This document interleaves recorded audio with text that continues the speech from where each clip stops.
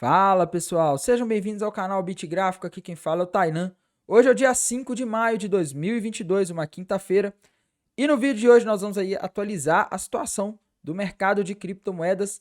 Hoje foi um dia tenso aí, pessoal, principalmente para o Bitcoin, que chegou a cair mais de 8% no dia. Nós vamos falar disso, vamos atualizar também a situação aí da perspectiva para amanhã, para sexta-feira, o que pode acontecer e falar sobre aquela bandeira de baixo que a gente vem comentando nos últimos dias aqui no canal, que é algo um pouco assustador aí, traz uma perspectiva um pouco sombria aí para o nosso queridinho Bitcoin.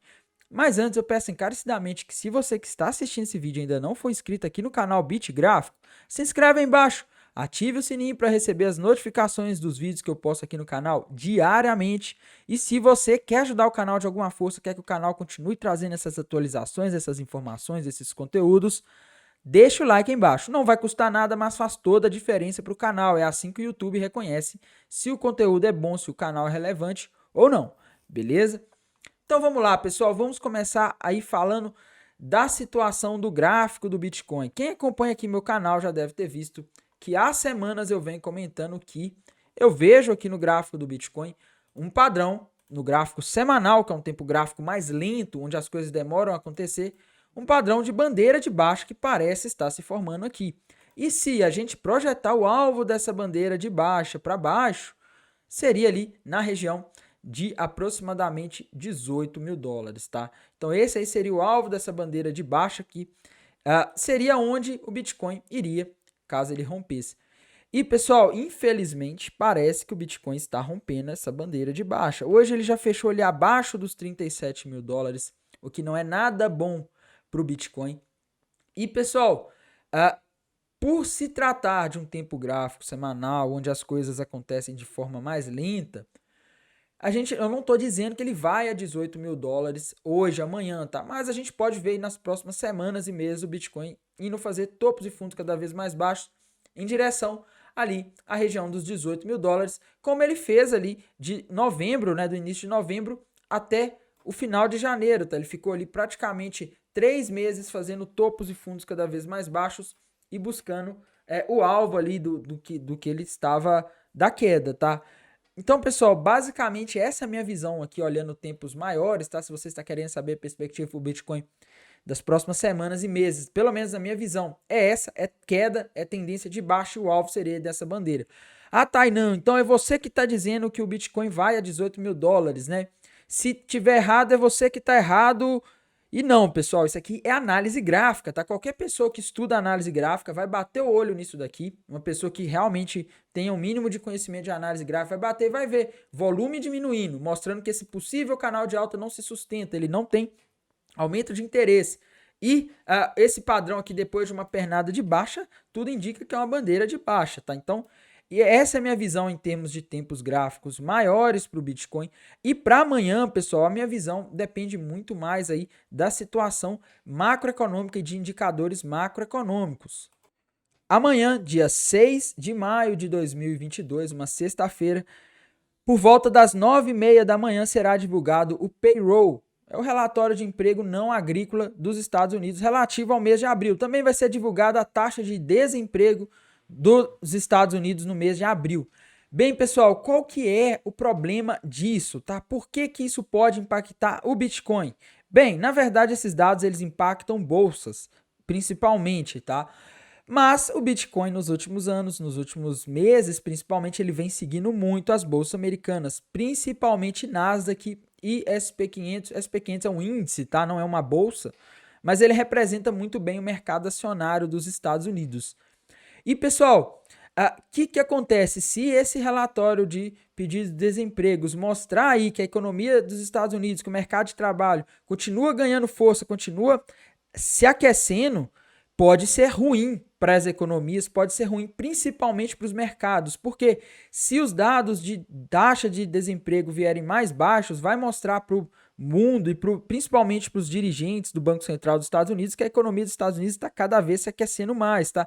E lembre-se, pessoal, um dos principais motivos da gente estar vendo essa queda nos mercados de criptomoedas e em todas as bolsas desde novembro é a inflação nos Estados Unidos e no mundo que não cede, pessoal. O mercado está temendo aí que a ação dos bancos centrais para corrigir essa inflação, para diminuir essa velocidade de desvalorização do dinheiro, possa acabar prejudicando os mercados, os ativos de risco, como é o caso das criptomoedas, como é o caso das bolsas e como é o caso de moedas emergentes como o real, tá? Então, meus caros, ao contrário que muitas pessoas pensam, né? Pela lógica você pensa, nossa, mas taxa de desemprego caindo é bom, né? Lá nos Estados Unidos a expectativa amanhã é que a taxa de desemprego do mês de abril esteja em 3,5%, o que é muito baixo, pessoal. Geralmente, pelo menos que eu me lembre na universidade, no livro de macroeconomia dizia que abaixo ali de 5% de desemprego já é considerado pleno emprego, tá? Não, pessoal, não é normal você ter todas as pessoas empregadas na economia, porque sempre tem pessoas que estão mudando de emprego, que saem de um emprego para procurar outro emprego. Então esse nível aqui já é abaixo de 5%, é um nível muito baixo. Isso mostra que o mercado de trabalho nos Estados Unidos está aquecido. Lembrem-se, pessoal, que na última sexta-feira saíram dados aí relativos ao a inflação de salários nos Estados Unidos. Era esperado 1,1, veio 1,4. E, pessoal, a inflação de salários ela é a parte aí mais importante da inflação. Porque, beleza, o petróleo subiu, causa inflação, todo mundo usa combustível. A comida subiu, beleza, tudo bem. Mas é petróleo, subida de alimentos. Muitas vezes são causados também por choques de oferta, tá? Se você tem, por exemplo, um conflito lá na Ucrânia, isso faz muitos países deixar de comprar da Rússia o petróleo, e isso faz com que haja menos petróleo sendo comercializado, isso é uma coisa temporária. Se você tem uma quebra de safra que faz o preço dos alimentos subir, isso é algo temporário. Agora, se os salários começam a subir cada vez mais, isso mostra que tem algo que não está certo. Por quê, pessoal?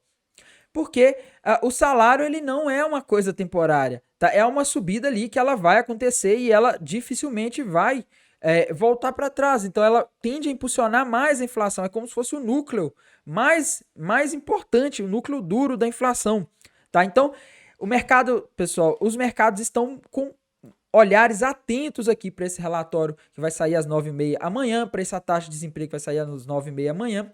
E o que eu espero, pessoal? Eu espero muita volatilidade para os mercados amanhã às 9h30. Por quê? O que tem assustado os mercados, o que tem trazido receio para os mercados de que a gente tenha uma política monetária cada vez mais restritiva é a inflação. E aumentos aí, diminuição na taxa de desemprego, aumento de salário, é um sinal de que a economia está extremamente aquecida e que talvez seja necessário jogar um balde de água fria para esfriar essa economia, entre aspas, viu, pessoal? E a economia sendo esfriada, pessoal, a economia quando ela está num patamar assim, muito acelerado, a taxa de desemprego está muito baixa, isso dá margem também para o Banco Central dos Estados Unidos, que é a maior baleia do mundo, pegar mais pesado no aperto monetário, tá? Se tem menos gente desempregada, então as pessoas não vão sentir tanto quanto se a gente já estivesse em uma recessão, tá? Isso que dá medo nos mercados. O Banco Central dos Estados Unidos ele tá atrasado para combater a inflação, né? E nesse atraso dele ele pode começar a correr, aproveitar que a taxa de desemprego tá baixa e começar a fazer coisas aí que não sejam boas para o mercado, viu, pessoal? Essa semana foi uma semana extremamente carregada de indicadores, desde a segunda-feira, tá? A gente teve o PMI industrial de abril, na terça a gente teve ofertas de empregos relativas ao mês de março ali. Na quarta-feira, pessoal, foi um dia sem comentários, né? A quarta-feira, o dia 4, que foi ontem, sem comentários. A gente teve muitos dados econômicos saindo ao mesmo tempo, tá? A gente teve declarações do FONC, a gente teve a divulgação da taxa de juros, que já era esperado ali 0,5% de aumento, tá? Agora a taxa de juros lá nos Estados Unidos está em torno aí de 1%. E, pessoal, a coletiva de imprensa do FONC, tá? O que fez os mercados subirem, pessoal, que ajudou os mercados a subirem na quarta-feira foi principalmente essa coletiva. Durante a coletiva, o presidente do Banco Central norte-americano, Jerome Powell, ele foi bem tranquilo, ele foi o que a gente chama de dovish, né? Ele deixou claro que não pretende acelerar o ritmo da alta de juros, tá? E isso aí deixou os mercados animados. Ele disse que não pretende correr com o aperto monetário, mas, pessoal, se continuar vindo dados aí relacionados à inflação, a economia está muito aquecida, que mostre que é urgente uma ação, isso pode fazer com que essa retórica que ele teve na última reunião mude. É isso que está fazendo os mercados ficarem dessa forma. Tá, ontem subiu, hoje já caiu porque o mercado já voltou para a realidade. Ele está vendo que os problemas continuam e eu acredito que o mercado está esperando ansiosamente às 9h30 da próxima sexta-feira, que vai ser o dia 6 de maio de 2022, porque ali vamos ter uma visão clara de como as coisas estão. Bem, pessoal, falei demais e aqui eu vou fazer uma análise rápida dos gráficos menores do Bitcoin. Então, indo para os tempos gráficos menores aqui, pessoal, indo para o gráfico diário, o único padrão que eu consigo ver é aquela bandeirinha de baixa meio estranha que a gente comentou nos últimos dias aí, que está com alvo ali na região dos 32 mil dólares, tá, pessoal? Se a gente projetar aquela bandeira de baixa que o Bitcoin fez ali nos últimos dias, né, ele tem um alvo ali na região dos 32 mil dólares. Eu preferi não shortar essa bandeira de baixa, dada a quantidade de indicadores e de eventos que iriam ocorrer essa semana, tá? E também porque esse padrão estava estranho, estava com sombra superior, sombra inferior, o volume estava crescendo ao longo da figura, estava uma figura bem estranha. Eu preferi aí não me aventurar, tá? Mas o alvo tá ali na região dos 32 mil dólares, então tudo indica que nos próximos dias podemos ver o Bitcoin ir ali na região dos 32 mil dólares. Bem, pessoal, com relação aqui à situação dos tempos gráficos menores, né? Indo para o gráfico de 4 horas, eu não consigo ver padrão gráfico, tá? Para mim não tem nenhum padrão gráfico. Indo para o gráfico de 1 hora, nenhum padrão gráfico também. Indo aqui para o gráfico de 15 minutos, nenhum padrão gráfico. Então, para mim, pessoal, o mercado tá sem muita direção, a gente só consegue ver direção aqui no gráfico diário e semanal, e os dois estão apontando para baixo. O diário aponta para os 32 mil dólares e o semanal aponta ali para a região dos 18 mil dólares aí. Lembrando que semanal os movimentos costumam demorar, tá? Mas, pessoal, no geral é isso. Vejo a situação ruim para os mercados, vejo indicadores extremamente importantes e tomem muito cuidado se vocês estiverem tradando amanhã, fazendo operações de trade amanhã, às 9h30, porque geralmente nesse horário em que é divulgado o payroll, o mercado fica extremamente volátil e isso costuma ser perigoso. E só para lembrar, pessoal, embora eu não goste dos indicadores de sentimento, tá? Não é que eu não gosto, pessoal, eu acho eles pouco precisos, tá? A gente tem muitas pessoas compradas e um Open Interest muito alto, pessoal. O que isso mostra? Open Interest alto mostra que tem muitos contratos em aberto. Então, caso ocorra um movimento grande, meus caros, tem muito combustível para fazer essa fogueira pegar fogo, tá?